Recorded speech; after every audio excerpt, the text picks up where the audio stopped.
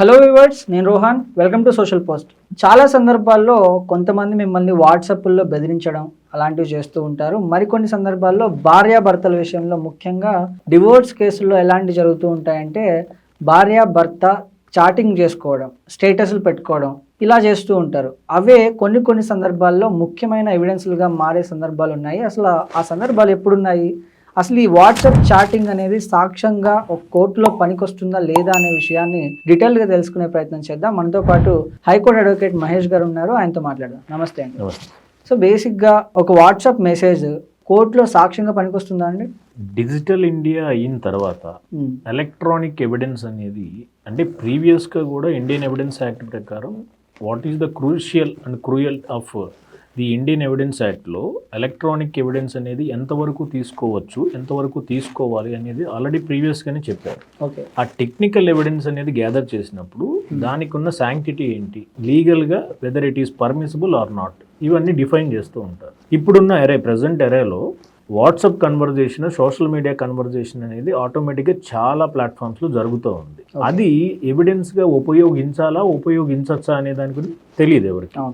So ఒక case ఒకతని మీద పెట్టినప్పుడు ఇతన్ని తిట్టాడా లేదా అని చెప్పేది వాట్సాప్ కన్వర్జేషన్. నెక్స్ట్ ఇతను ఏదన్నా అతని నుంచి అబ్యూజివ్ లాంగ్వేజ్లో కానీ థ్రెట్స్ కానీ రిసీవ్ చేసుకున్నప్పుడు స్క్రీన్ షాట్స్ తీసుకు పెట్టుకుంటారు.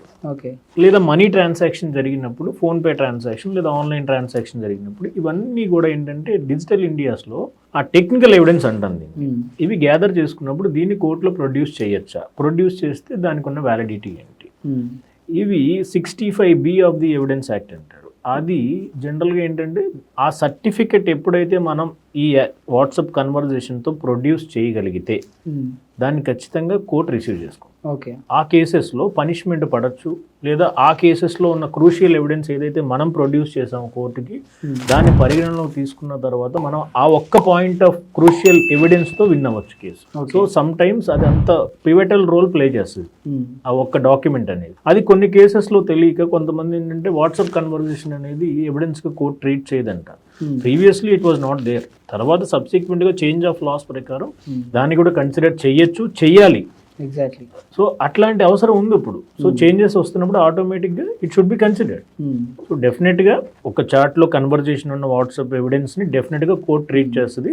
అది కూడా కేసుకి చాలా యూజ్ అవుతాం. ఓకే, కొన్ని సందర్భాల్లో భార్యాభర్తలు గొడవ పడినప్పుడు కానీ, విడాకులు ఇష్యూస్ నడుస్తున్నప్పుడు కానీ, భార్యాభర్త విడిగా ఉన్నప్పుడు కానీ స్టేటస్లు పెట్టుకుంటూ ఉంటారు.